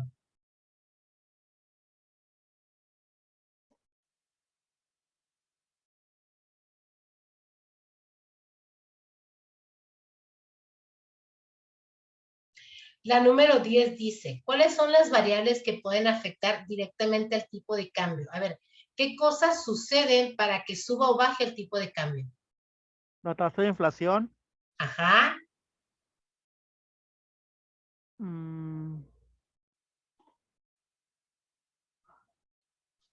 A ver. Intervención del Banco Central. No, porque no podía regular, no puede regularla.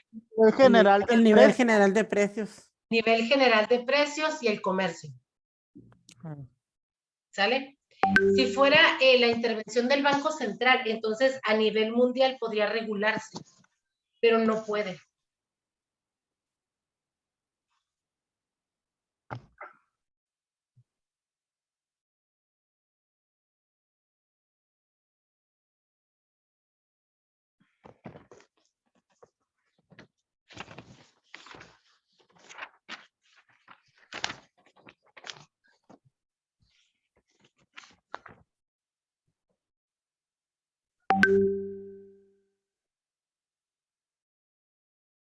Muy bien, vamos a la que sigue, que es la 11. ¿Cómo sería una deuda en euros en un país como Portugal? Crecería. Es correcto. La número 12 dice, actualmente la economía de un país se desarrolla, ¿cómo? La B. Sería la C, entre grupos de otros países.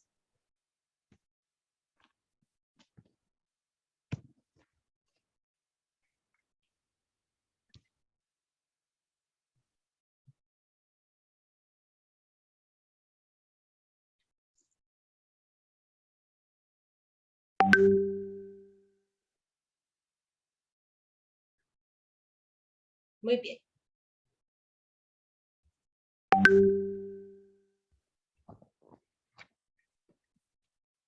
Dice, un ejemplo de bloque económico es la Comunidad Económica Europea, la Organización de Estados Americanos o el Tratado de Libre Comercio en América del Norte.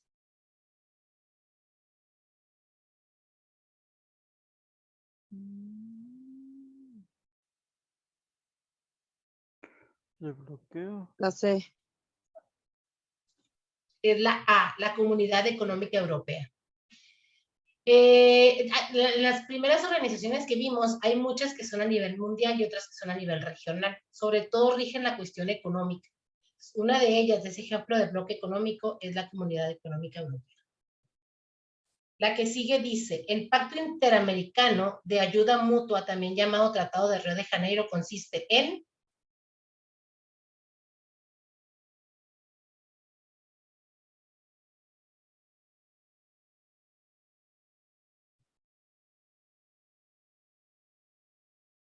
La C. Es la A, política de defensa y solidaridad ante agresores. El Pacto Interamericano de Ayuda Mutua es cómo se van a ayudar o cómo se van a apoyar de manera general todas las naciones, y lo que pueden hacer es la política de defensa y la solidaridad ante los agresores. Es como hacer pandilla, pues.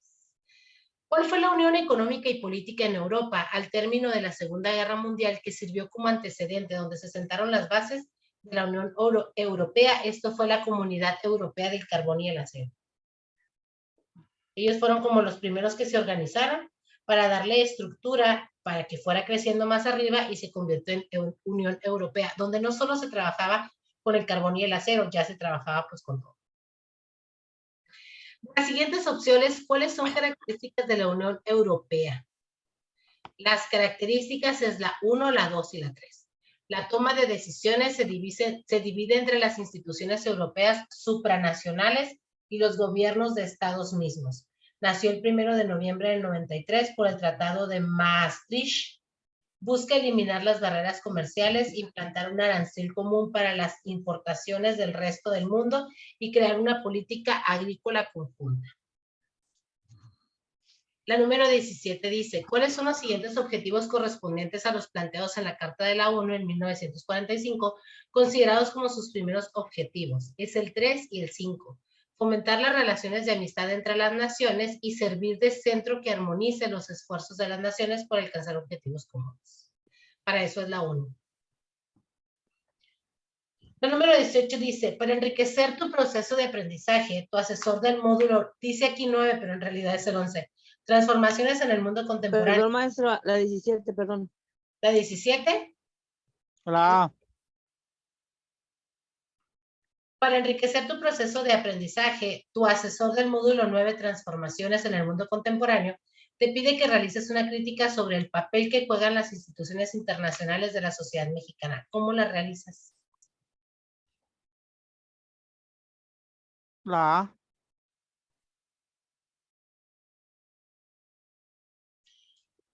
Analizar los elementos que integran dichas instituciones y emitirías tu opinión, sosteniendo con tus propios argumentos, pero recuerden que también los de los otros autores. Dice la número 19, ¿qué institución tiene como objetivos los siguientes? ¿Cuál de ellas tiene estos objetivos?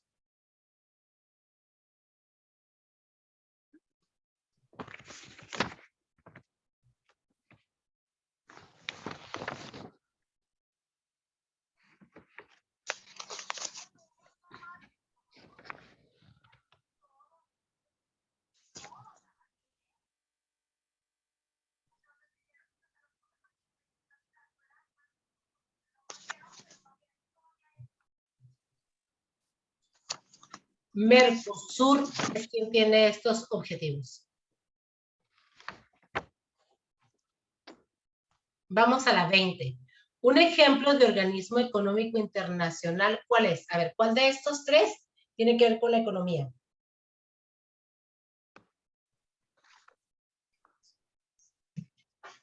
La OTAN. No. Es la B. ¿La CNDH? CNDH. Esa es la Comisión Nacional de los Derechos Humanos y esa solo está en México. La FMI, ¿sí? Es el Fondo Monetario Internacional. La OTAN tiene que ver con meter paz entre los países europeos y la ONU es como vamos siendo amigos todo el mundo. Ok. La 21 dice, ¿cuál es el organismo fundado en 1947 para ejecutar el Plan Marshall financiado por Estados Unidos para la reconstrucción de Europa? Esa es la OCDE.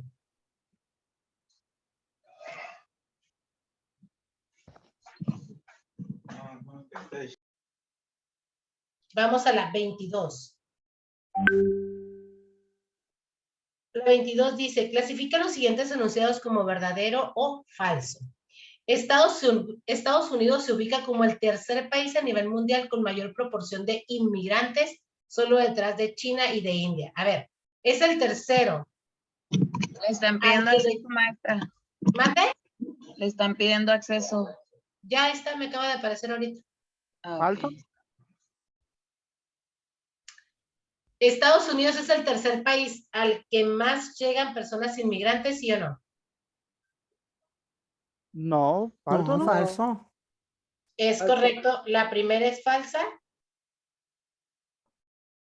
La segunda dice, según datos del Banco Mundial de México, según datos del Banco Mundial, México se ubicó como el tercer país receptor de remesas. Acuérdense que las remesas es el dinero que se manda de otro lugar hacia acá. A nivel mundial, solo detrás de la India y de China. Verdadero. ¿Es cierto? Es verdadero. Muy bien. La ley SB 1070 de Arizona o las leyes que se han aprobado en Alabama y otras entidades de Estados Unidos son leyes anti-inmigrantes que tienen la finalidad de frenar el flujo migratorio a sus estados y tener mayor facilidad de deportación. Verdadero. Verdadero. Si la primera es falsa, la segunda y la tercera es verdadera, ¿cuál es la correcta? La D. La B. La B de dedo. ¿Por qué no baja? Es correcto, es la D.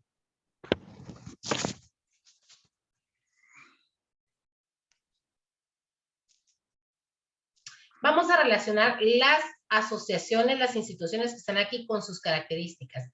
La CEPAL recoge, organiza, interpreta y difunde información y datos relativos al desarrollo económico y social de la región. Si la 1 es la A, ¿cuál es la respuesta correcta?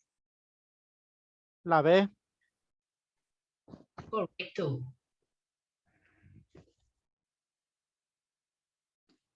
La 24 dice, identifica cuáles de los siguientes elementos corresponden a las características actuales de la migración.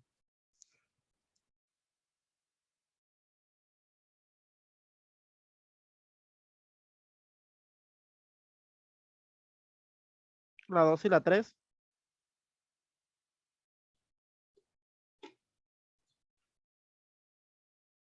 Uy.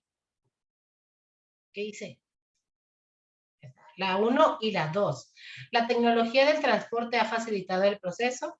El alcance de la polarización económica y el crecimiento de la población a escala mundial da mayor intensidad al fenómeno migratorio. La difusión de la ideología democrática, eso pues no, o sea, entre más te dicen en Estados Unidos no vengas, la gente no deja de ir. ¿Cuál de los siguientes asuntos atiende el Instituto Nacional de Migración? ¿Cuál de estos dos, o los dos, o ninguno, atiende el Instituto Nacional de Migración?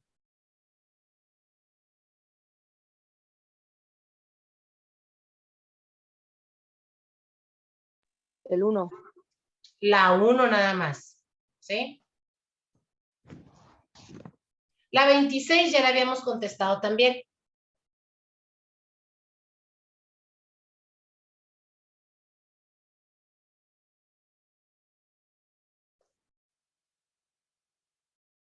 Dice, identifica qué tipo de migración corresponde al siguiente caso. El 11 de septiembre del 73 se instaló en Chile una dictadura que acabó con 150 años de historia republicana y provocó la huida de millones de personas, principalmente a Europa y a otros países de América. Política.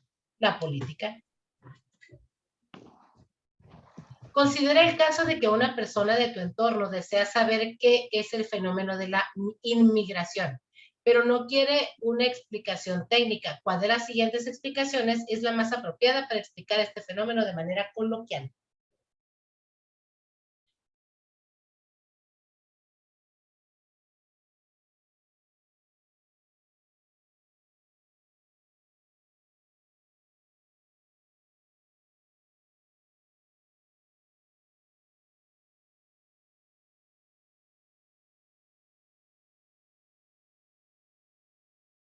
¿La A? Sería la C. Sería la B.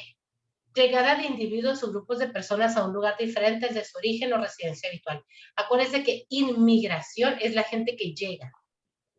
La emigración es la gente que se va. Y la migración es el desplazamiento. O sea, la A y la D habla de la migración. La C habla de la emigración y la B habla de la inmigración. ¿Ok? Quienes llegan.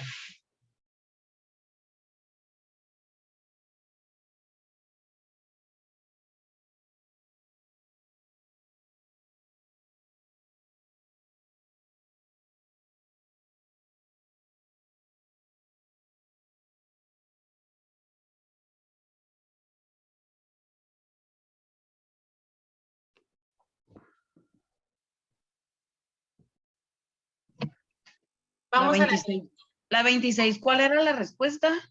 De la 26 es la A, política. Esa ya la habíamos contestado en la guía anterior, creo que 2 veces. Ok. En la anterior o en la anteanterior, no me acuerdo. En la 28 dice, te pide que elabores un análisis sobre los movimientos bélicos. Acuérdense que hablar de bélico tiene que ver con las guerras. En los últimos años. ¿Qué proceso empleas para recabar la información? Esta también ya la habíamos contestado, si mal no recuerdo, en la primera guía. ¿La D no? La D de dedo. Sigues un orden conforme al método previamente establecido.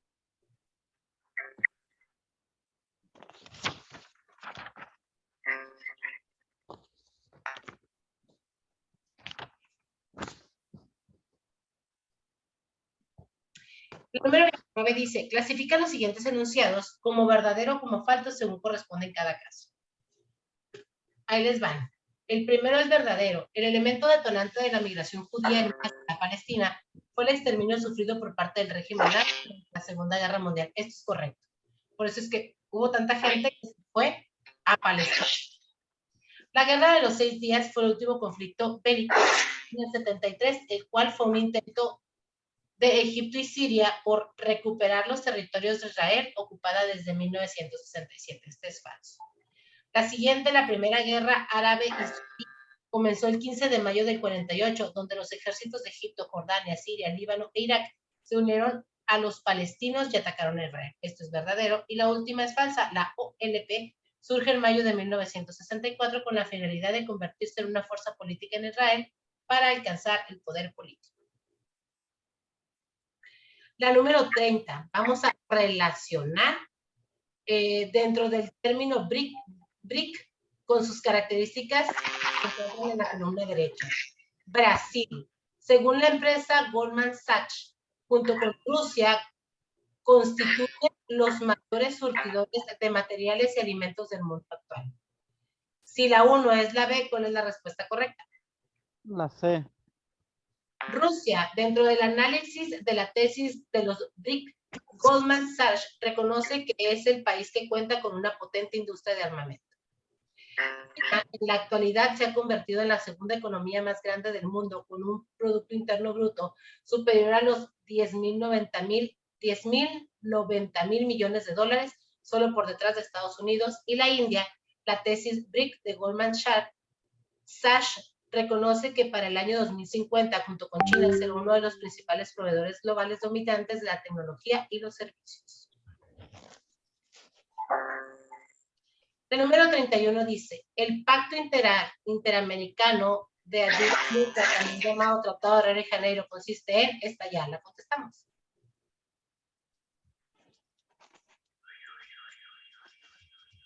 La política de defensa y solidaridad contra los agresores. Es de primeras entre la 1 y la 10, por ahí está esta pregunta después. El número 30 dice, José leyó este fragmento del libro de texto del módulo Transformaciones en el Mundo Contemporáneo de la Monarquía y la República. Observa de nuevo el mapa 1.2 África 2012, localizado al inicio de la sección 2. Observarás que Egipto se encuentra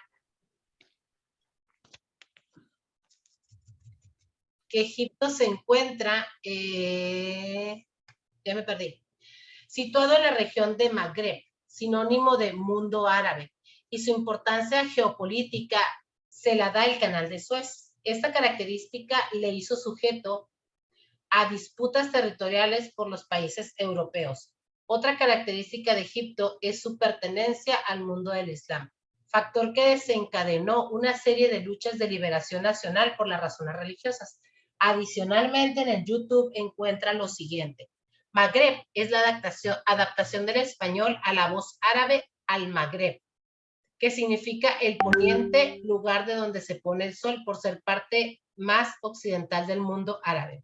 Dice, ¿cuáles elementos son los incompatibles? O sea, que no es iguales entre los dos textos leídos.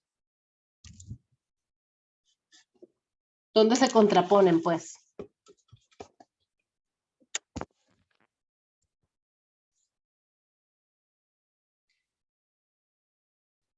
Es el 1 y el 3. ¿Por qué? Porque en el texto original, en el libro, dice que el Magreb es una región. Y en Wikipedia dice que es una adaptación de idioma. Entonces, la ubicación de Egipto como parte del Magreb, Magreb como sinónimo del mundo árabe. El número 33 dice, el artículo 7 de la Carta de las Naciones Unidas prevé la creación de organismos subsidiarios por iniciativa o baja la elegida de algunos de los principales órganos de la ONU. En el caso del Consejo de Seguridad, determina cuáles son los órganos subsidiarios que ayudan a las finalidades del Consejo. Estas son la 1, la 3 y la 5. El Comité de Expertos, si ustedes ven por ahí en la ONU, habla de algún comité. La Comisión para la Admisión de Nuevos Miembros, que es una de las funciones, y la Comisión del Desarme. La Comisión del Desarme, porque acuérdense que la ONU lo que busca es la paz internacional. Entonces, al apostarle al desarme, es a ver cómo se pueden solucionar las cosas sin que se metan las armas y sin llegar a un suceso bélico. ¿Cuándo fue firmado por México el convenio sobre la diversidad biológica? Fue firmado en 1992. El origen de la crisis en España se enmarca en el contexto de la crisis económica financiera a nivel mundial.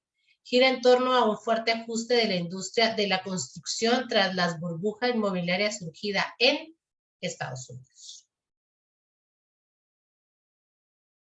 Y por último, la cultura en México es un mosaico de culturas en las cuales interviene ¿cuál cultura? Y la colonia. A ver, ¿cuál de estas les suena a ustedes que es parte de México? La revolucionaria. No, porque la revolucionaria fue después de la colonia. La colonia Primitiva. es... ¿Mande? Primitiva. La primitiva es donde hablamos de el Homo sapiens, de cuando todavía no existía el Prehispánica. fuego. Prehispánica. La prehispánica. ¿Por qué? Porque aquí en esta época es donde surgen las culturas como los mayas, los olmecas, los toltecas, los aztecas, los mixtecas, los zapotecas, etcétera, etcétera, etcétera.